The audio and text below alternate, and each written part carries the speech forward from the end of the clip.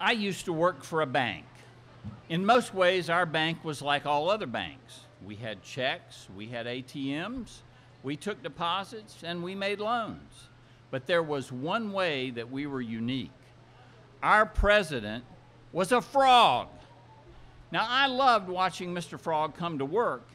He would hop through the front door carrying his great big green briefcase and head on up to his office. He was not only a good banker, but he was also a very good athlete. And as you can imagine, he excelled at the jumping sports. But he wanted all of us at the bank to be active, so he set up different leagues. There was a basketball league, there was a bowling league, there was a softball league. One summer, I decided that I would go out for the tennis league. And we met every summer Saturday morning, and we would go to a different park in town. So I enjoyed the summer, and as the season was winding down, we decided we would invite Mr. Frog to come and watch our final matches of the season. And he agreed. So that Saturday morning came, and we gathered at the park. It was a bright and sunny day. I played my first match and did pretty well, in fact, won. So came time for the second match, and we switched opponents, and I did all right, but I ended up losing to a guy who was a little better than I was. Then I spotted my friend George and said, "Hey, George, why don't we get together for doubles on our last match of the day?" George said, "Well, I don't know. I haven't done well today. I've lost both of my matches." I said, "Well, don't worry about it. We'll see how we go with doubles." So we agreed, and we started doubles. We got to play on center court where Mr. Frog was in the referee's chair. And in the first set, George and I did pretty well, and it was a close set that went back and forth, and in the end, we won. So that improved George's mood quite a bit, that he had finally won at least a set. Then we played the second set, which was also very close back and forth, but the other team beat us in the end. So then we were ready for the third and final set of the match.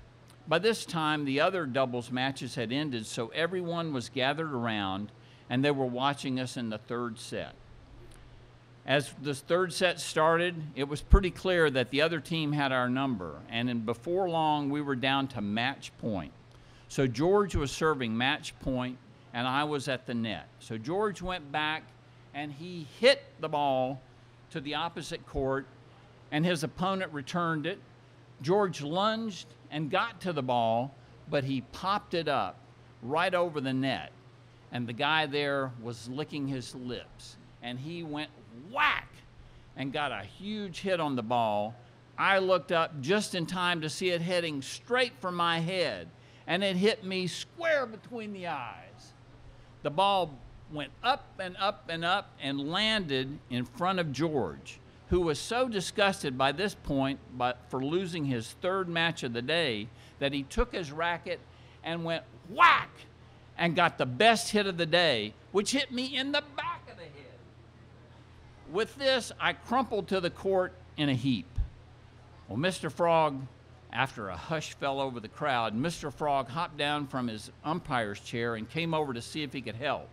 He turned me over, and he said, "I'm going to have to give him mouth-to-mouth resuscitation." Just then, I regained some consciousness, and I saw this big pair of green lips heading for mine. Well, I wasn't conscious enough to say anything, so I just went, and they knew I was all right.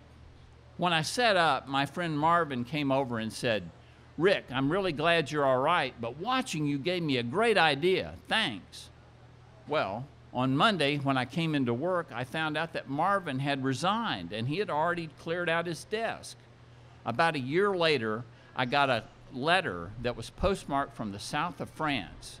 When I opened it, there was a picture of Marvin and his family on their boat on the Mediterranean, on the French Riviera.